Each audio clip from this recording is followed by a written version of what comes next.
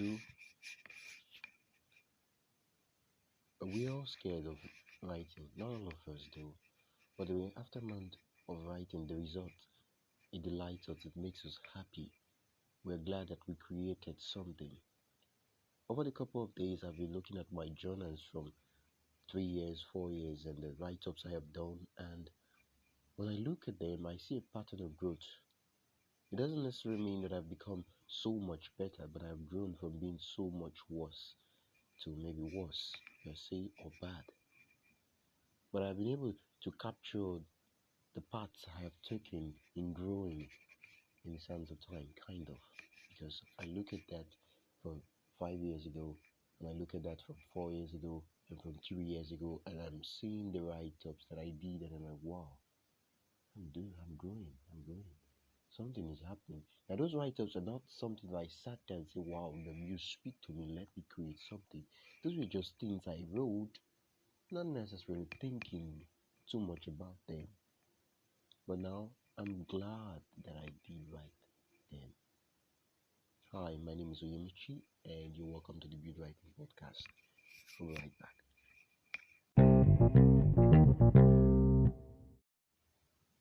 Most of the reasons, okay, we're right back. Most of the reasons why we don't start before we're ready, and even as writers, is that uh, we want to be certain that what we do will work. Yeah, and but the thing is that in life, if you stay life long enough, you know that nothing is certain. Even those things that they tell us that improbability in mathematical definition is 100%. There is no will I say maybe it's 100%. Everything 100%. We still see that those things do not work. Weather predictions, they don't work. Um, yeah, they work, yeah, but we see it must have happened that you like tell you it's gonna be sunny and you go without an umbrella and you come back wet. Well, they get better, but it's not certain. Okay, we have situations where we are told that if you do A, you get B, and if you do B, you get C. For a lot of people, it works. So the statistics say it's 100%, but a lot of things come up and it's not certain. What we need is clarity, and we can only get clarity when we act. We need to know what step we need to take, the next step we need to take, the next step we need to take. And that will come from acting, from doing, from taking action, from writing, from showing up. It's hard, yeah. For some people, write 3 months and 6 months, but we want to make it something that it's our identity. If you're a writer, you're someone who writes, and writes, it's a continuous um word, yeah. It's not wrote, it's past, it's right. You writing, and you still write, depending how long you live. So we want to build the identity that we're a writer, not because we wrote one book and published it, but because we write continuously. Yeah. And we can only get that when we show up and we sit there and we create. We make creating fun. We experiment. And I think that's where the fun comes in from creating. We'll not just sit there and say, I'm going to write a short story. No. How about we break some constraints? I'm going to write a short story about a character that does this and that. No, no, I'm not going to write that kind of short story. I'm going to write a short story.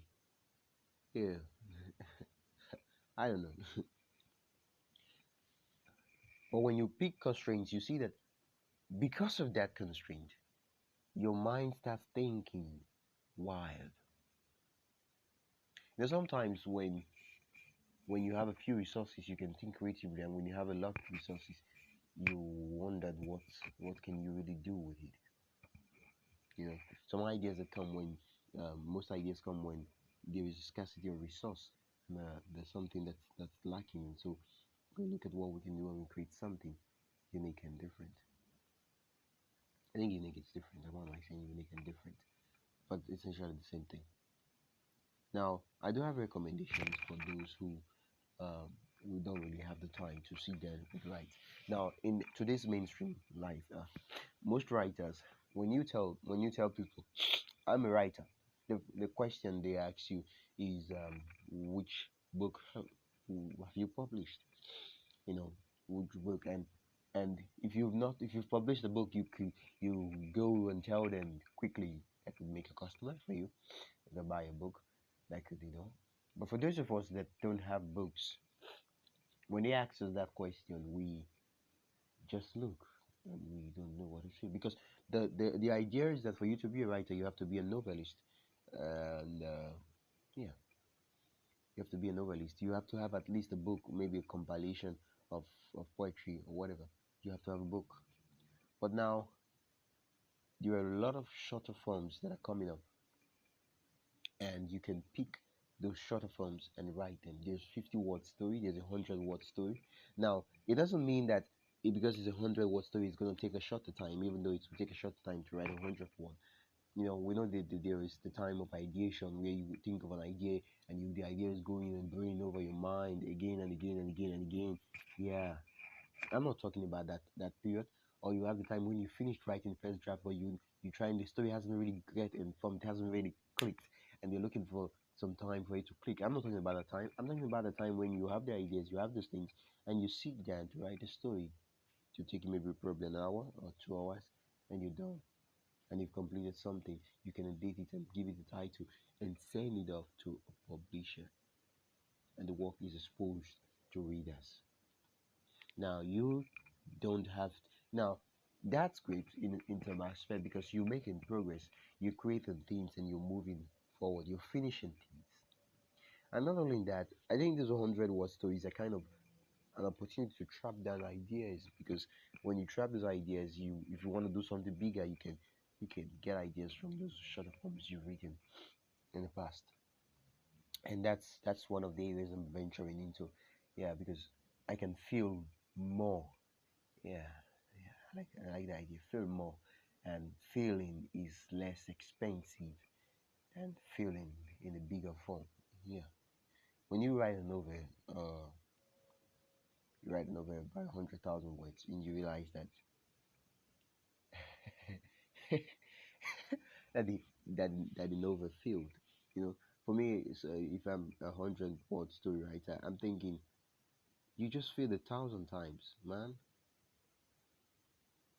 Yeah, you failed 1,000 times, and you didn't get anything while you failed 1,000 times. That's ridiculous.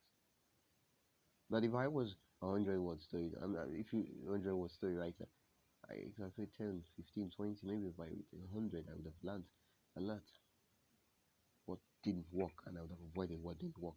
And avoiding what didn't work, I would have maybe landed on what. Yeah. But if writing novel is your thing, or you feel it's wrong, yeah, go on with it, you know. But there's just some of us that we know that writing a novel isn't really going to be what the first step would take. So you might as well start small. Hi guys, my name is Oyemichi, and I want to thank you all for listening to this podcast episode. Oh, I know what I'm saying. I want to thank you, and I want to also say for those of us that are ready to start before we're ready, and to start dirty and make our hands really, really messy, because we know that out of the darkness of creating comes light. To us, I say, you're right. What else were you expecting? I would say. To us, I say, you're right. I want to thank you for listening to this podcast. Subscribe whatever platform you're listening, and leave a message. And if you want to ask a question and get your question featured in future episode of the podcast, you can go to buildwriting.com/podcast and click the appropriate button. Yeah, you get there, you see what you should do to send a message to me, and your message will get featured. Don't be shy. I would love to hear from you. If you don't communicate, if you don't send me a message, how do I know that I'm not talking? I'm not crazy, you know? Yeah. What's the difference between someone who's talking to himself and someone who's talking to the world? Is I get a validation from you, and that's that's where the idea comes. The validation from you that, yeah, I, I am, I, someone is listening out there. Yeah, I can hear you, and it will be deeply appreciated. Thank you so much, and until next time, I'll see you in the next episode.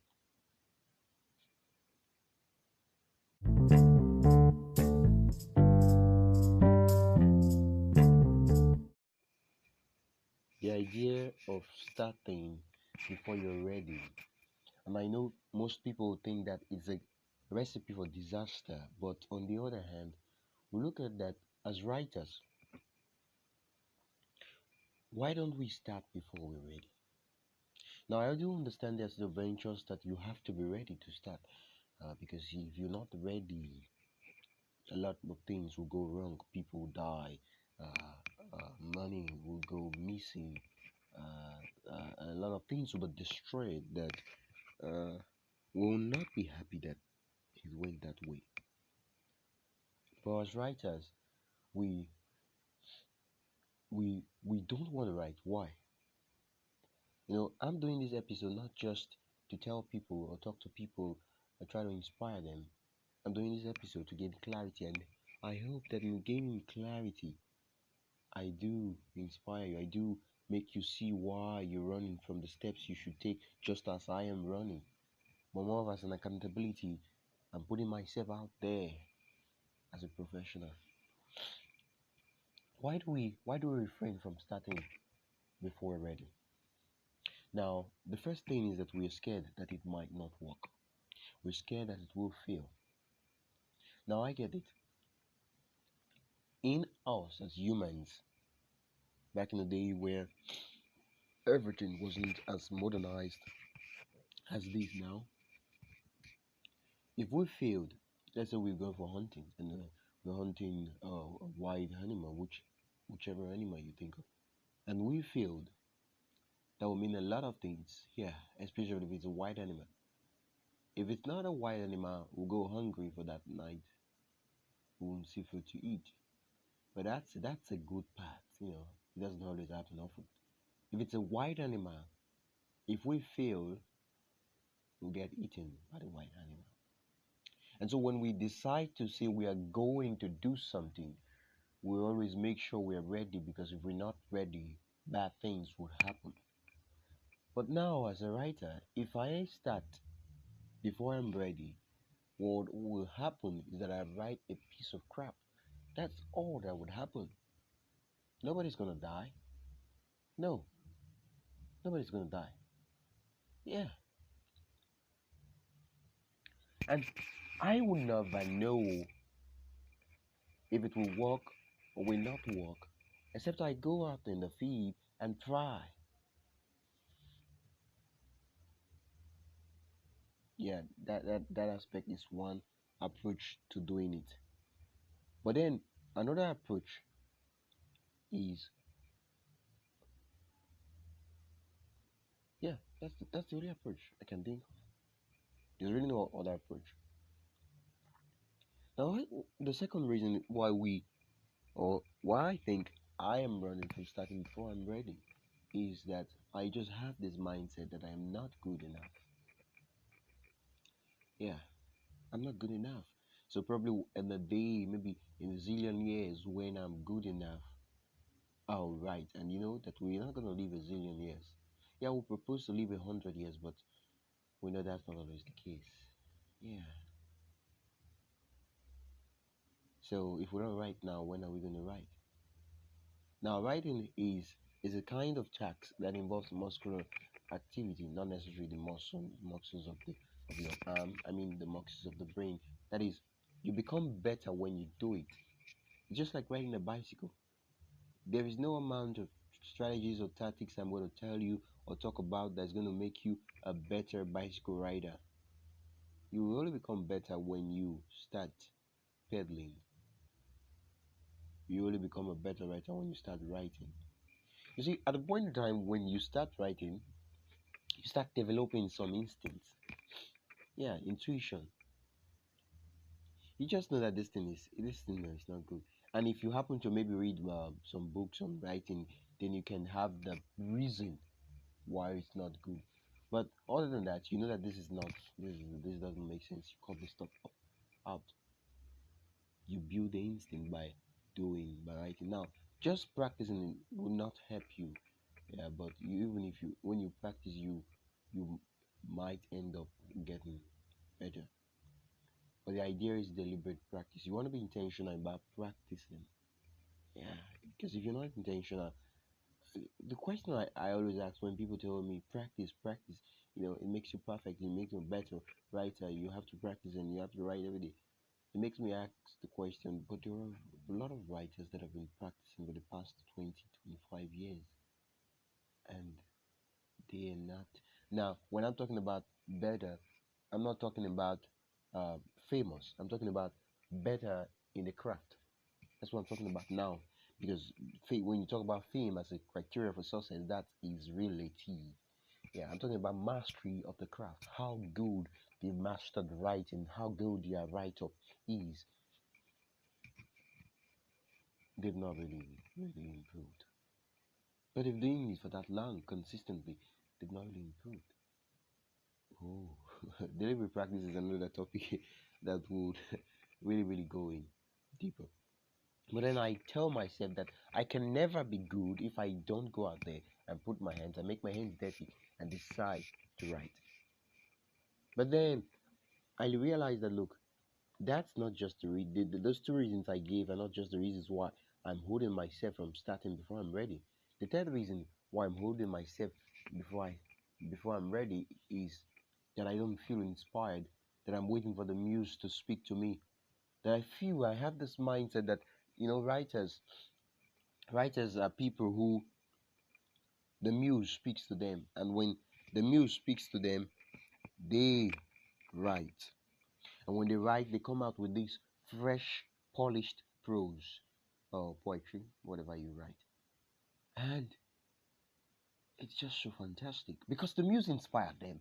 So if you don't wait for the muse, you end up writing rubbish and nonsense. And if you wait for the muse, everything goes for you well. But that's not true because when I decided to do a section looking for the writing routines of famous writers, no, not necessarily famous, but writers that I enjoyed their work, I loved their work. You know, I read a lot of works and some appeal to me. They just stay with me. Some are good, yeah. But after the moment that I finished reading it, it's gone. I can't even remember that work. I can't even remember the writer.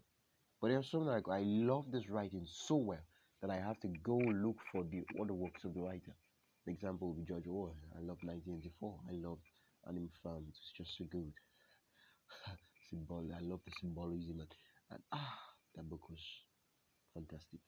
And I didn't even know how the writers have them write that kind of work because when I read the work, I saw what was happening in real time, and I was amazed.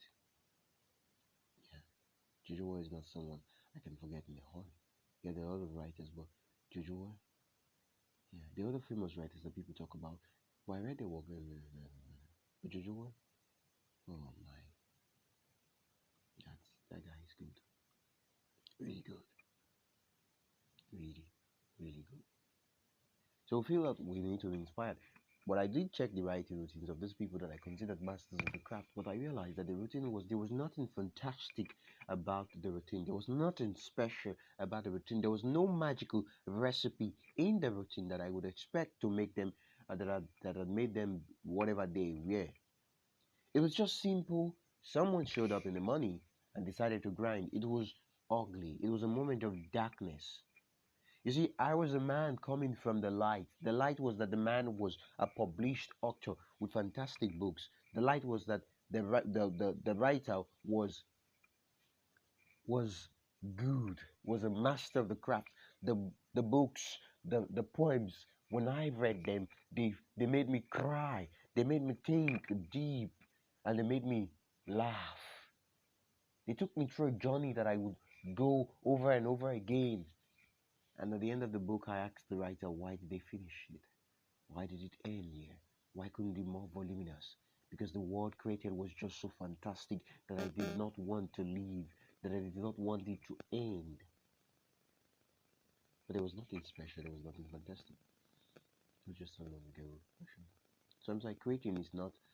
Yeah, creating is. Yeah, we can make it fun, but if we compare creating with the results, it gives us this um false impression. Yeah, yeah, because we come from a height and creativity. No, no, no, no, no. It's a point where you write a sentence again and again. You're refining, you're editing, you're cutting things, putting it how they could work and be better. No, that's not what the reader experiences when the reader is reading. No, no, no, no. The reader doesn't experience the agony that you put in to make the lines go well, to make them flow without effort. Yeah, effortless. So having looked at those reasons, I decided that look, it's just my mind playing games on me. It's the resistance. Yeah, when I did read the book The Wolf Art by by Stephen Pressfield, the resistance. Yeah, the resistance. Because the problem is with the resistance is that the resistance, even though uh, Stephen Pressfield talked about what the resistance would tell us, reasons the resistance would tell us that we're not good enough. The problem with the resistance is that the resistance never speaks. Maybe it speaks, yeah, but it never speaks to me. Yeah, like wait, John, what do you mean by that? I'll tell you. No, who's John? I don't know. The resistance is a feeling. Well, you could translate the feeling to those words, and that when you do translate the feeling, it will be correct. But the resistance is not the feeling. It's not the word. It's just a feeling. Okay, I want to write. I sit down, but I feel that the room is too dirty. I don't tell myself that I should clean the house instead of write. No, if I told myself that would be stupid, and I'm like, well, why would I do that? Instead, I'm like, whoa, the room, I feel the room should be arranged. I feel the room should be in proper order. I feel the table should be well arranged so that the muse can speak to me. And so I spend the whole time writing, and that day is gone. And then the next day, something else pops up. Yeah, it's a feeling. And if it was a computer, it will tell you, okay, please unplug me fully charged. Please do connect me to a charger into a circuit because I am battery. Then and that would be easy to translate. That would be easy to say, okay, I understand what that means. Quickly connect that and so we can charge the computer. But humans, we have feelings, and those feelings never always translate to. Oh yeah, you can always translate them, yeah, but not at the moment. If it was at the moment, I could hear the resistance speaking and telling me you're not good enough. Well, I'm going to talk to the resistance and say, wait, who the hell do you think you are to tell me that I'm not good enough? But the resistance doesn't always do that. So when it happens, we don't even think or feel that we have the resistance working because it never speaks. So we do not notice it, but we have feelings. And so it's that moment when you are about to write and you do not feel creative. Yeah. You do not feel inspired. Yeah. That is the resistance. Okay.